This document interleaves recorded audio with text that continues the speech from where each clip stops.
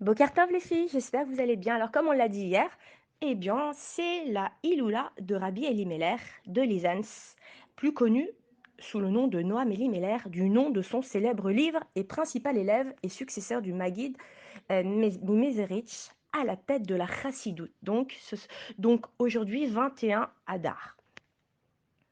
On rappelle tout simplement qu'il est né en 1917 et qu'il a fait partie de la troisième génération des Chassidim.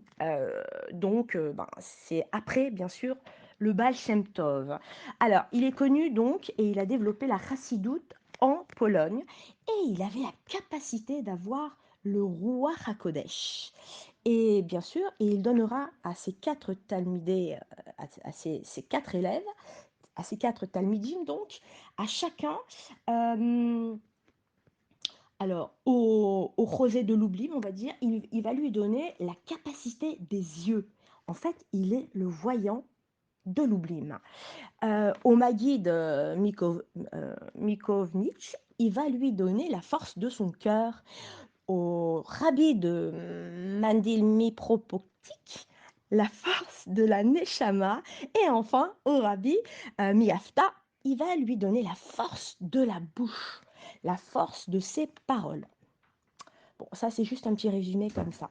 Et dans son livre, le Noam Elimelech, on peut y trouver une prière qu'il faisait justement avant Satchila, et nous, bien sûr qu'on va s'en imprégner. Et qu'est-ce qu'il disait à Kadosh Baruch Hu, le maître du monde?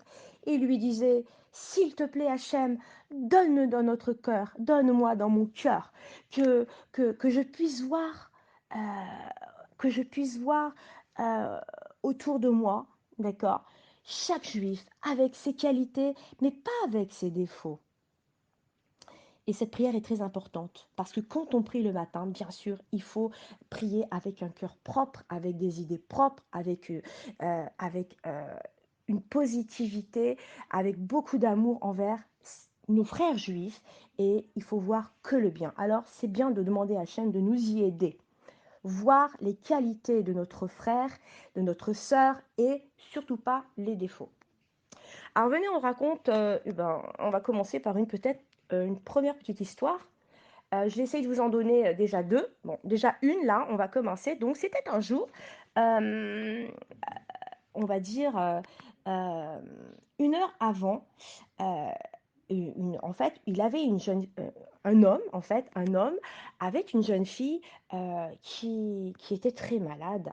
Et voilà que, à partir de ses 2 ans, elle avait arrêté de grandir et elle était même paralysée.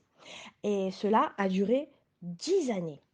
En fait, elle avait un corps d'une enfant de 2 ans jusqu'à ses 10 ans. Elle ne grandissait pas. Et, et donc, les médecins n'y pouvaient rien et ils ne trouvaient pas de solution.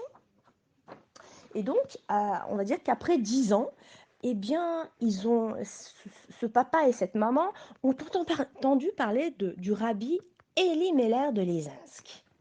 Alors, la maman elle a dit à son mari, la femme a dit à son mari, de se rendre justement chez le rabbi Elimelech. Mais comme le chemin était très long, alors le père n'y a pas été.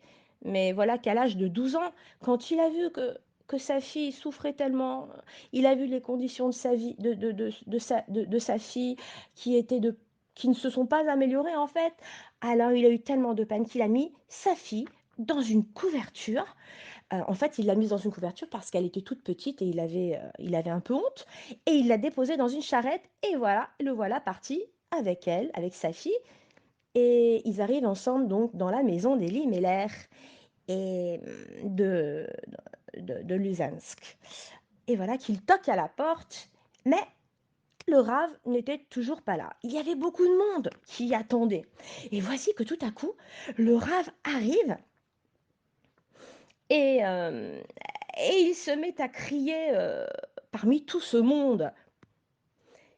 Qui a permis à cette fille de monter sur mon lit? Ah oui, j'ai oublié de vous dire. En fait, la petite fille, donc cette petite fille, en fait, le papa l'avait déposée sur le lit. Et c'est ainsi que Rabbi Elimelech s'est mis à crier Qui a permis à cette fille de monter sur mon lit? J'ai pourtant défendu à quiconque de s'asseoir sur mon lit. Et il s'adressait à la petite fille, à la jeune fille, à la petite fille, pardon, et il lui dit: «Lève-toi tout de suite!» Elle se leva et voilà qu'elle marcha avec son petit corps de 2 ans, alors elle était paralysée, hein, on n'a pas oublié ça. Son père était abasourdi, il était surpris. Et voilà que le Rav Elimelech lui demanda: «Mais pourquoi es-tu là?» Et voilà que le papa se met à pleurer, pleurer, pleurer, il arrive même plus à s'exprimer. Et voilà que le Rav Elimelech lui dit: «Eh ben, écoute, ce n'est pas un problème que ta fille ne grandisse pas.» Et il lui posa sa main gauche sur la tête de la petite fille. Et et et il dit des paroles à voix basse, on l'entendait pas bien sûr.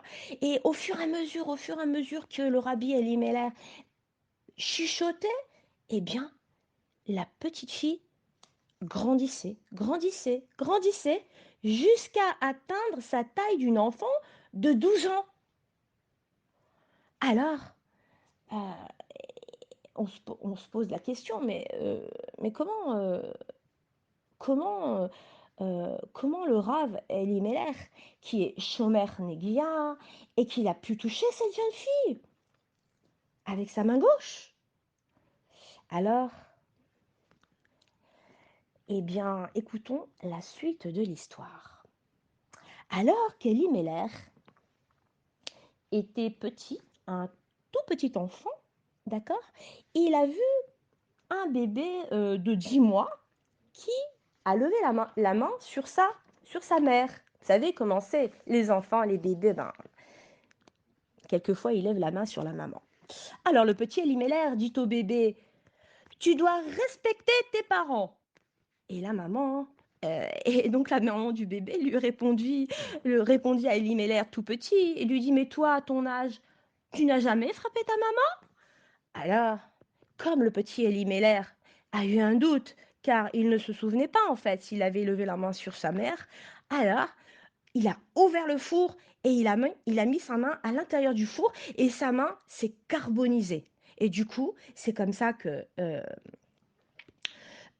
en fait, ce n'était plus vraiment sa main et sa main était carbonisée et on va dire que, ben, c'était plus vraiment sa main et c'est ainsi qu'il a pu la poser, sur la tête, de la jeune fille qui a grandi jusqu'à 12 ans. Le papa était super content. Super, super content. Deuxième histoire. Maintenant, le Rabbi Elimelech, maintenant que ta fille a grandi, eh bien, elle est en âge de se marier. Et le pauvre papa lui répondit: Mais je n'ai pas mis d'argent de côté. J'avais pas prévu ce miracle, moi.» Alors, le Rabbi Elimelech lui dit: «Écoute, ne t'inquiète pas.» Et il lui écrivit une lettre et il dit au papa: «Tu prends cette lettre, tu retournes dans ta ville et tu donneras cette lettre à un juif que tu vas rencontrer, il s'appelle Shimon.» Alors voilà que le papa et sa fille sont repartis dans la ville, hem et bien sûr, ils sont accueillis avec joie. Tout le monde est heureux de retrouver le papa avec sa fille qui a grandi et voici que les jours passent et bah, ils ne trouvent, personne à qui donner la lettre. Alors, ils se décident d'aller aussi dans les hôtels, aux alentours de la ville et voilà qu'ils rencontrent alors un juif justement du nom de Shimon. Alors il s'adresse à Shimon et lui dit: «Regardez s'il vous plaît, j'ai reçu une lettre du rabbi de Lizansk, qui, je crois qu'elle vous est adressée.» Et voilà que lorsque Shimon prend la lettre, il ouvre la lettre et il est très, très surpris parce que, cette lettre, est dans laquelle il est écrit la date de ce jour-là, du jour où il reçoit la lettre. C'est la même date et le nom de la personne, c'est son nom. Et encore plus fort, plus fort, plus fort, eh bien, c'est écrit: tu donneras les 3 000 roubles que tu as sur toi en ta possession à ce papa pour qu'il justement marie sa fille. Et c'est impressionnant parce que Shimon avait justement exactement 3 000 roubles sur lui. Alors Shimon se dit: «Mais c'est incroyable! J'ai économisé cet argent depuis, déjà depuis, 1 an, depuis que, depuis que ma famille a été mise en prison par le roi Goy, de la contrée parce que mes parents n'avaient pas payé, le loyer, pendant longtemps». Alors Shimon réfléchit, réfléchit, réfléchit et il se dit: «Soit j'écoute le rabbi de Lizans, soit je laisse ma famille en prison». Et il a décidé de donner l'argent au papa pour marier sa fille. Puis Shimon, a décidé de se rendre justement chez le tzaddik Elimelech. Il arrive donc chez le tzaddik et voilà qu'Elimelech lui dit: «Ne t'inquiète surtout pas, Shimon, tout est déjà réglé. Tu vas rentrer chez toi à la maison et tu verras que ta famille est déjà sortie de prison et elle est à la maison». Et entre-temps, le seigneur Goy qui avait mis toute la famille en prison est parti, donc il est parti au bain public. Vous savez, il existe des bains publics comme ça. Et voilà qu'il se déshabille, il enlève donc ses habits, il se trempe dans le bain, et entre-temps, il y a un homme avec le même visage que ce seigneur Goy qui sort du bain. Et voilà que bon, cet homme-là va revêtir les habits de ce seigneur Goy et, et, euh, et il sort donc du bain et il dit à ses serviteurs: «Allez, il est temps de rentrer maintenant au palais».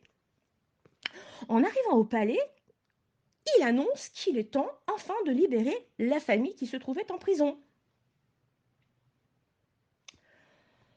Et du coup, c'est pour cette raison que du coup, lorsque Shimon est arrivé donc chez lui à la maison, il a trouvé ses parents. Il a trouvé ses parents au domicile. Entre-temps, eh bien, qu'est-ce qui s'est passé avec ce seigneur Goy, qui est toujours dans son bain, bien sûr. Il sort du bain, tout nu, il trouve pas ses habits, et voilà qu'il sort tout nu dans la rue, et il se met à crier: «Je suis le Seigneur, je suis le Seigneur!» Et tout le monde, bien sûr, se moque de lui.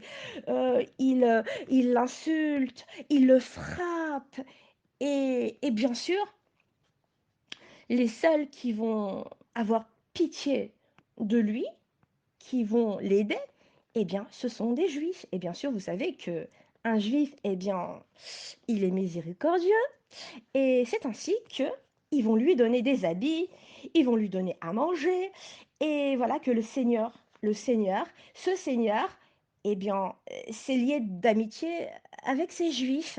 Et ces juifs-là vont lui conseiller d'aller voir le grand sadique Elimelech. Et voilà que ce seigneur Goy se rend chez le Rav Elimelech, et voilà que le Rav Elimelech, lui, reproche, lui dit: «Tu te rends compte qu'à cause de toi, j'ai dû envoyer un démon qui a pris ta place pour libérer cette famille juive?» Et, donc, voilà que le seigneur Goy se met à pleurer, et, et dit: «Je veux reprendre ma place, je veux reprendre ma place». Et alors le Rabbi Elimelech lui dit: «Écoute-moi bien, si tu promets d'être un bon gouverneur et de faire du bien aux Juifs et de les aider, alors tu pourras récupérer ta place. Qu'en dis-tu?» Alors ce seigneur Goy lui promet de retourner au palais et de faire du bien aux Juifs, de les aider et de ne plus jamais recommencer ce qu'il avait fait. Il retourne au palais, le démon avait disparu. Et bien voilà pour bon, ces petites histoires que nous, prennent fin, bien sûr.